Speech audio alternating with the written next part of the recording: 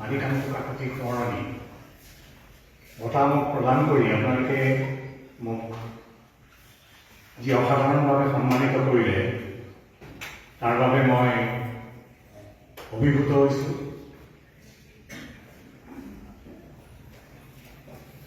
এইগৰাকী কৃতবিদ্য পুৰুষৰ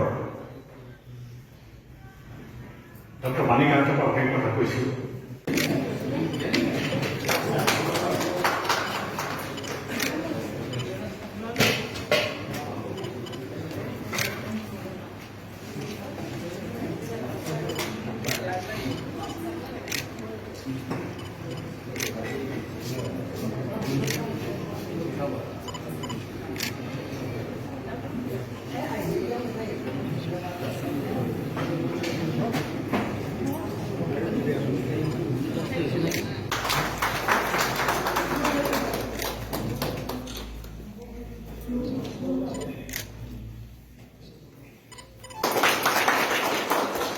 আমাৰ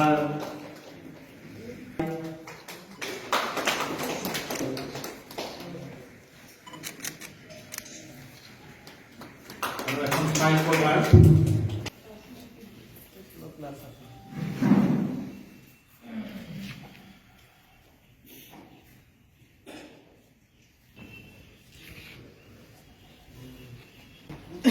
সকলকে নমস্কাৰ জনাইছো। অনুষ্ঠানৰ পৰা আগবাঢ়ি গৈছো। আমি প্ৰথমে আমাৰ গৌৰৱ যিগৰাকী মই নিজৰ পিতৃস্থানত স্থান দিছো শ্ৰদ্ধাৰ মই আহ্বান জনাইছো আমাৰ কৰ্মকৰ্তাসকলক আগবাঢ়ি অনাৰ কাৰণে। গুৱাহাটী বিশ্ববিদ্যালয়ৰ প্ৰাক্তন ছাৰৰ কথা অসম্পূৰ্ণ হৈ থাকিব লগা হয় তেনেগৰাকী ব্যক্তি ডক্টৰ অমৰজ্যোতি ল কলেজৰ প্ৰিন্সিপাল ছাৰে মোক বাৰে বাৰে কৈ আছে, অনুৰোধ জনাইছো আসন গ্ৰহণ কৰাৰ কাৰণে। আমাৰ কৰ্মকৰ্তাসকলক অনুৰোধ জনাইছো আদৰি অনাৰ কাৰণে। আমাৰ মাজত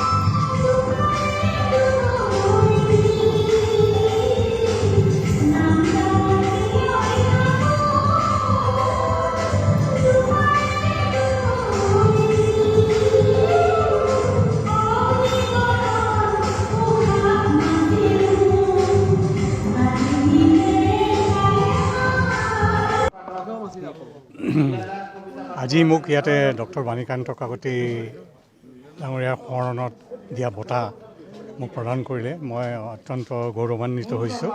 আৰু যিগৰাকী পুৰুষে দৰাচলতে গৱেষণাৰ অৰ্থ আমাক শিকালে যে গৱেষণা দৰাচলতে জনজীৱনৰ সৈতে সম্পৃক্ত হ'ব লাগে, সেইটো যিটো কথা শিকালে সেইটো আমি তেখেতৰ পৰা শিকিছোঁ আৰু সেইগৰাকী পুৰুষৰ নামত সেই উৎসৰ্গা কৰা বঁটা এটা মোক দিয়াৰ বাবে মই অত্যন্ত গৌৰৱান্বিত অনুভৱ কৰিছোঁ।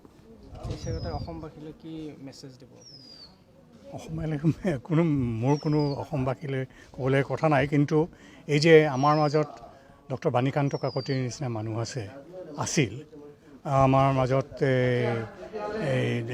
যিগৰাকী গুৰু দুজনা আছিল, সেইসকলে যিধৰণে আমাৰ জাতিটোক গঢ়ি দি গৈছে, তাৰপিছত সংস্কৃতিৰ নায়ক জ্যোতিপ্ৰসাদ আগৰৱালা, বিষ্ণুপ্ৰসাদ ৰাভা আৰু সুধাকণ্ঠই যিধৰণে জাতিটোক গঢ়িছে, তাত যিধৰণে মানুহৰ প্ৰতি মানুহৰ মৰমৰ কথা কৈছে, দুৰ্গতজনক সহায়ৰ কথা কৈছে, এইটোৱেই দৰাচলতে প্ৰকৃত অসমীয়া সংস্কৃতি বুলি মোৰ অনুভৱ হয়, কাৰণ এইটো তেখেতসকলে কোৱা কথা আৰু সেইকাৰণে মই ভাবোঁ তাৰ জৰিয়তে সেইটোৱে আমাৰ আদৰ্শ হোৱা উচিত।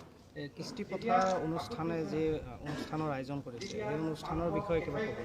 তেখেতসকলেও এই ধৰণে অসমৰ বিভিন্ন ঠাইৰ কবি আৰু সাংবাদিকসকলক একত্ৰিত কৰি এই এটা যি শক্তিশালী সাংস্কৃতিক ভেটি গঢ়াৰ যিটো চেষ্টা কৰিছে, মই তাক ওলগ জনাইছোঁ।